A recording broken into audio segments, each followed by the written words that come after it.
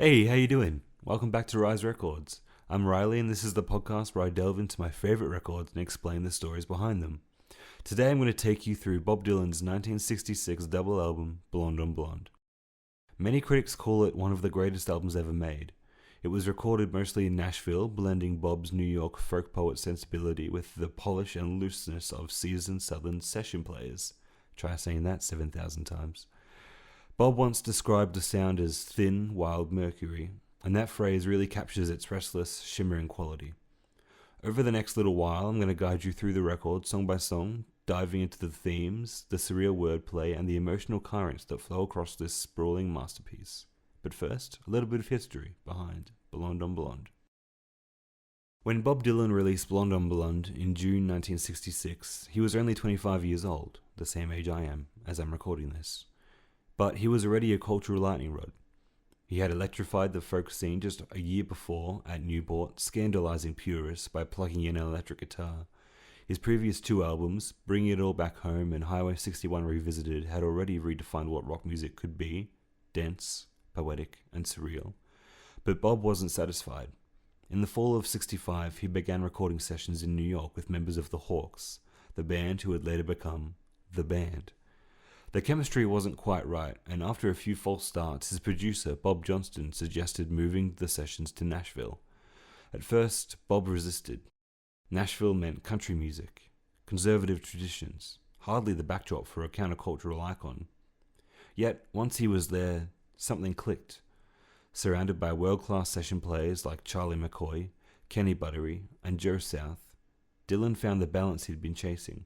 His poetic fire blending with the easy looseness of Southern musicians who could follow him anywhere.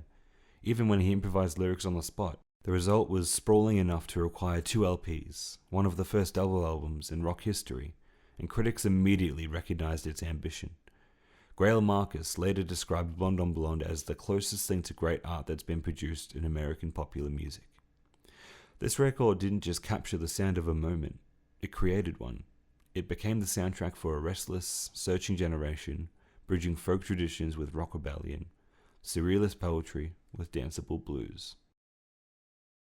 The album begins in the most chaotic way imaginable, with a raucous brass band, drunken laughter, and the famous line, "Everybody must get stoned." On the surface, Rainy Day Women 12 and 35 sounds like a joke, an anthem for the counterculture. But we all know that Bob rarely plays things straight. The phrase isn't just about drugs, it's about condemnation, ridicule, persecution. Being stoned in the biblical sense means being attacked ruthlessly by a crowd. Bob takes that ancient punishment and twists it into some kind of carnival chant. As an opener, it's a kind of warning. This album won't comfort you. It will unsettle, provoke, and blur the lines between jest and prophecy. Track 2, Pledging My Time, slows things down into a heavy blues shuffle. Bob repeats the lines, "I'm pledging my time to you, hoping you'll come through, too," with weary insistence, like he's caught in an endless cycle of obsession. This song is about devotion that borders on destruction. It's about giving yourself over completely and knowing fully that it might not end well. Musically, it roots the album in the blues tradition, a sort of grounding before the surreal landscapes to come. Then comes one of Bob's towering achievements, Visions of Johanna. This song is nocturnal, hushed, and endlessly mysterious. Here, Bob contrasts 2 women, Louise, who is present but unsatisfying, and Johanna, who hovers as an unattainable vision. The song isn't about a love triangle. It's about loving for something that can't be reached, an ideal that overshadows reality. The verses wander through dim apartments, museums, and streets filled with broken imagery, art dealers, skeleton keys, night watchmen. Bob mixes the mundane with the surreal, making the real world feel like a dreamscape. Visions of Johanna shows Bob at his most modernist. Like T.S. Eliot, he stitches fragments of thought and image into something cohesive but elusive. It's less about what it means than how it makes you feel, lonely, haunted, and yearning. On the next track, One of Us Must Know, sooner or later, Bob turns reflective. The song is a confession of regret. He's hurt someone, and though he can't explain it, he knows the responsibility lies with him. "I didn't mean to treat you so bad. You shouldn't take it so personal. I didn't mean to make you so sad. You just happened to be there, that's all. The swelling organ and piano dramatize his faltering attempt to apologize. It's as close to vulnerable sincerity as Bob gets on this record, showing that beneath the riddles and irony, there's still a bruised human voice. I Want You follows, and this track is deceptively straightforward. The chorus line, I want you, I want you, I want you so bad, sounds like pure desire, but the verses populate that desire with grotesque characters. Guilty undertakers, weeping fathers, lame jokers. Love here exists in a carnival of absurdity. The heart may be simple, but the world around it is strange and unsettling. This is one of my many favorites from this record. It instantly stood out to me upon my first listen for its array of characters and Bob's lyrical rhyming. I mean, it's just outstanding. I remember I was walking down the street listening to this song for the first time, and when Bob sung that first verse, the guilty undertaker sighs, the lonesome organ grinder cries, the silver saxophones say I should refuse you.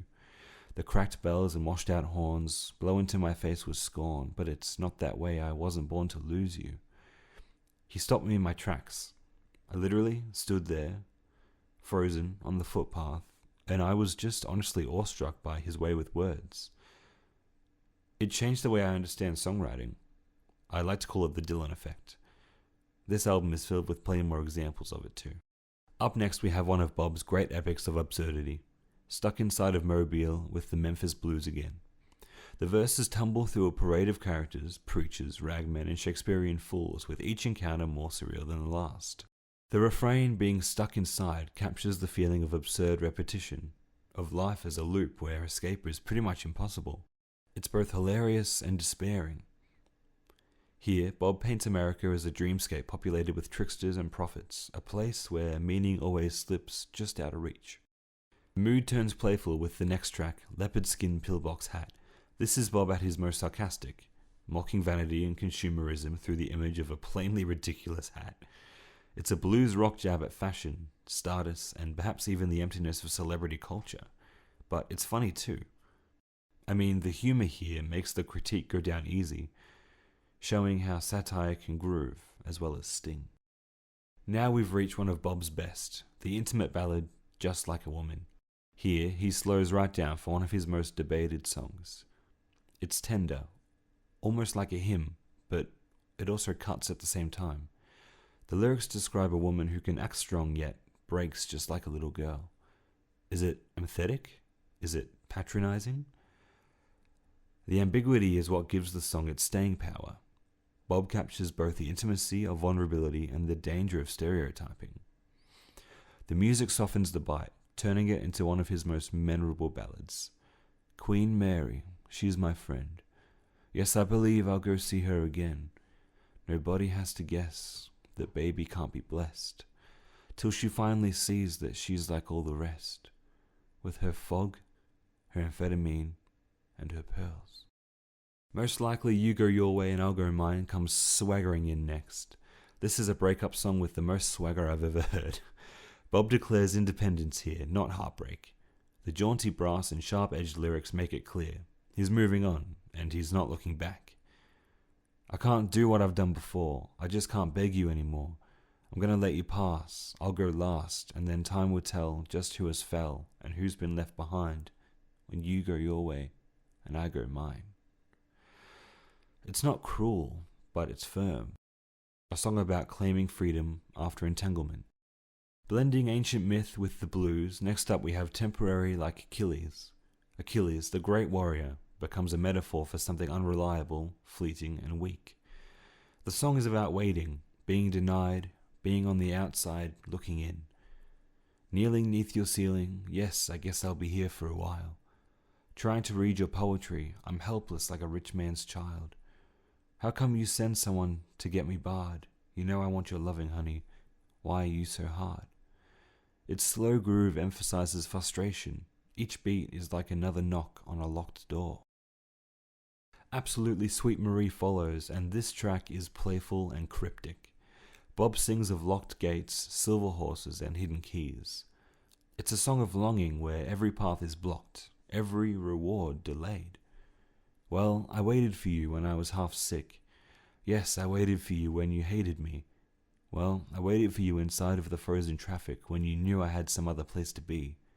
Now where are you tonight, sweet Marie? There's humor in its imagery, but also tragedy. Desire always just out of reach. Always withheld.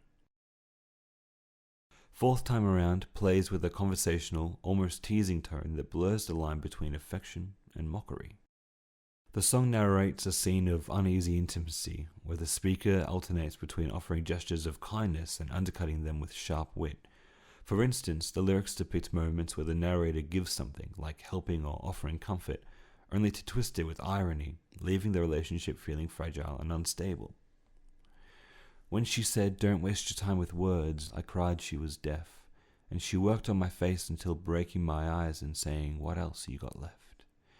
It was then that I got up to leave, but she said, "Don't forget, everybody must give something back for something they get." I stood there and hummed. I tapped on her drum. I asked her how come. And she buttoned her boot, straightened her suit, and she said, "Don't be cute." Many critics have pointed out how the song mirrors and parodies the Beatles' Norwegian Wood, echoing its themes of awkward romance and shifting power dynamics. But Bob's version is darker, with a sly smirk in its phrasing. The repeated refrain adds a sense of inevitability, as if these cycles of tension and misunderstanding are destined to continue. Up next, the penultimate song on Blonde, Obviously Five Believers, is a raw, blues-driven track that leans heavily on repetition, energy, and imagery rather than an intricate narrative. The song revolves around familiar blues motifs, restlessness, longing, and nighttime loneliness, delivered with Bob's classic, sharp vocal phrasing, and supported by driving guitar riffs and harmonica bursts. Throughout, he invokes symbolic figures and images, like a black dog or the feeling of being left behind, to heighten the sense of unease and yearning.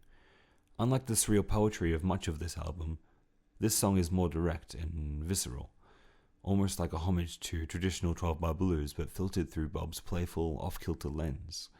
Its hypnotic repetition and raw intensity suggests both a nod to Dylan's roots and a deliberate contrast to the album's more abstract, avant-garde lyrics. Sad-Eyed Lady of the Lowlands, the sprawling closing track, is often regarded as one of Bob's most enigmatic love songs. Stretching over 11 minutes, it unfolds like a hypnotic mantra, with each verse layering ornate, surreal images upon the portrait of a mysterious woman. The song draws on biblical and medieval echoes, crowns, matchboxes, and curfews that elevate its subject into something larger than life, both muse and myth. The endless refrain of "My sad-eyed lady of the lowlands" creates a circular, trance-like quality, as if the singer is caught in both devotion and awe. Unlike Bob's biting or ironic love songs, this one is reverent, tender, and solemn, giving the impression of a timeless ballad. Many listeners and critics have connected the song to Bob's then-wife Sarah Lowndes, interpreting its length, intricacy, and tone as a kind of monumental love offering. Its sheer scale and rhythm push it beyond the bounds of a conventional love song into something almost ceremonial, closing the album with a sense of both grandeur and quiet surrender. And that's Blonde on Blonde, a record that fuses blues, folk, rock, and surreal poetry into something unlike anything before it. It's funny, it's haunting, it's messy, and it's transcendent. Bob doesn't just write songs here. He creates an entire universe, populated with lovers, jokers, prophets, and dreamers. More than half a century later, the album still feels alive, still mysterious, and still impossible to pin down. Well, thank you so much for joining me this week on Rise Records. If you enjoyed this episode, please like, leave a comment, drop me a follow, and feel free to share it with a fellow Dylan fan. And remember, everybody must get stoned, at least metaphorically. Join me again next week as I delve into the world of jazz and take a look at Miles Davis' Kind of Blue. Until the needle drops again, have a great week everyone, and bye for now.